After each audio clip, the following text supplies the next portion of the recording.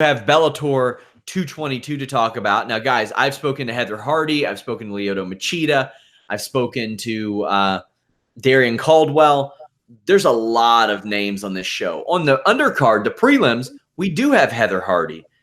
We do have a Gracie, not a notable one. But we have Aaron Pico as well.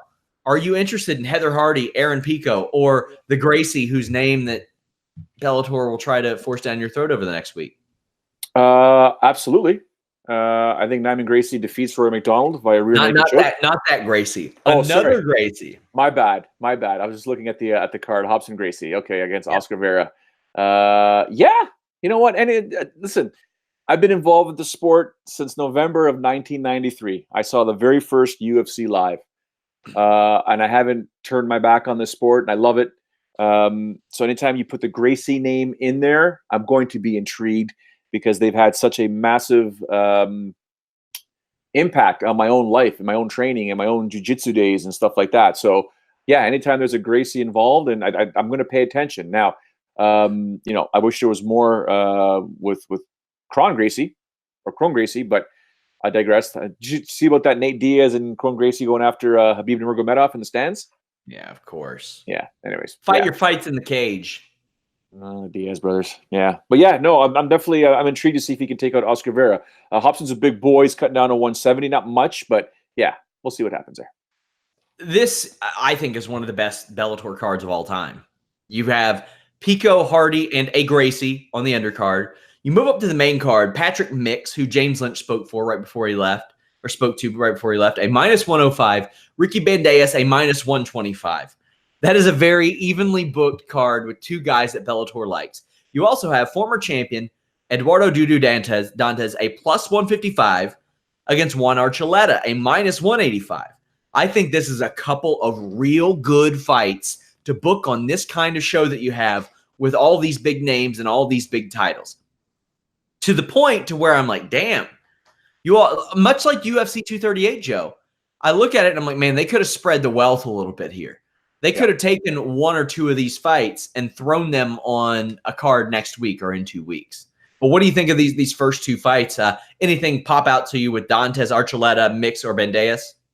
I'm leaning towards the Dantas Archuleta fight can go either way. I know it's tough to say, but Bandejas and Patrick Mix. I'll go with Ricky in that one. I just want to make note that Arena is competing on this card here. She's taking on Lindsey Van Zandt, and Rena's a superstar in Japan. So I'm assuming that's a short notice fight, if I'm not mistaken, because there was no mention to us at Ryzen that Rena was competing on this Bellator card, unless I completely missed it. But she's a star in Japan.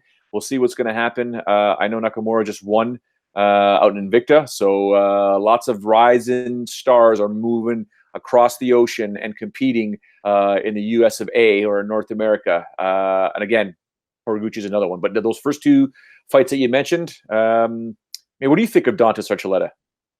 I think Dantas is going to be one of my I got 5 on it picks. A rare all Bellator I got 5 on it, but I think that's a fair line. Archuleta's really good though, but Dantas has seen a lot of stuff in his day. So there are only 6 fights to pick from, so I got to pick 3, and that's going to be one of them. But I like that fight. I would have probably thrown that on another show though. But Dylan Danis is in action, a -725. Max Humphrey, a +470. Now, Dylan Danis's line has went down significantly, almost like 52%, like a major fall.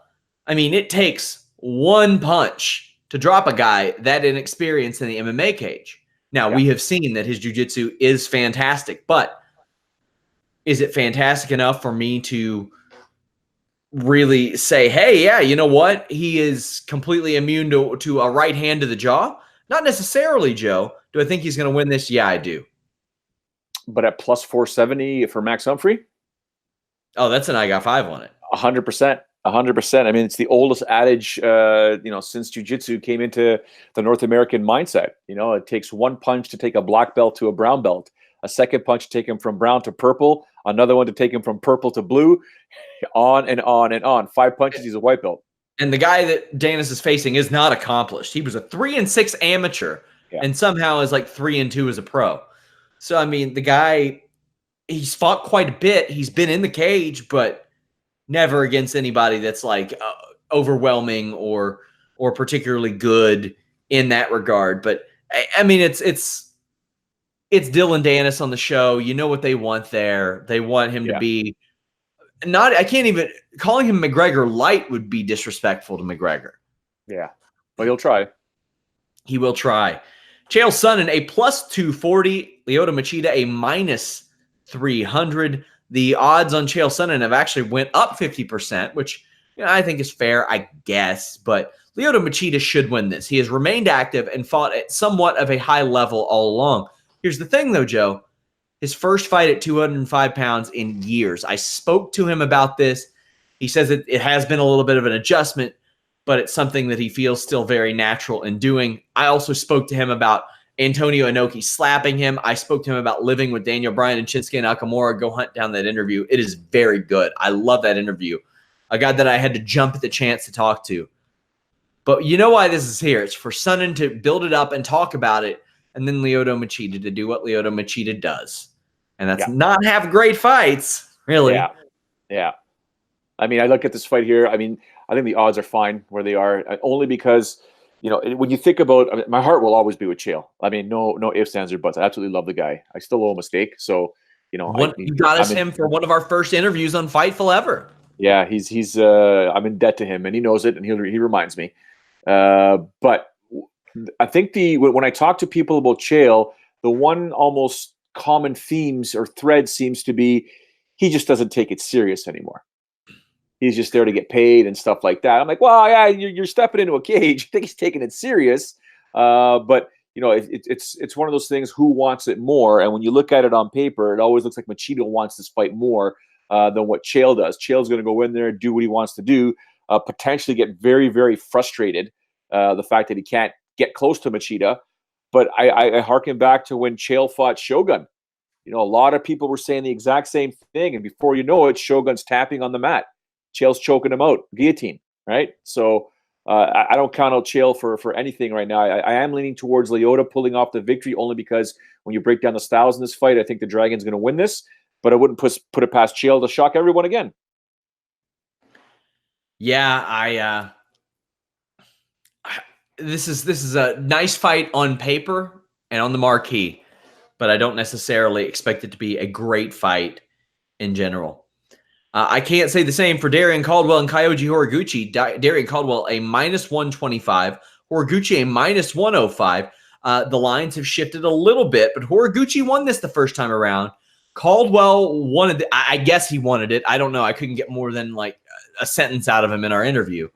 But I'd be more likely to get a headline out of Horiguchi guessing what he said. But this is a very, very, very high-level fight, despite the first one. It's still two of the best bantamweights in the world, Joe, competing.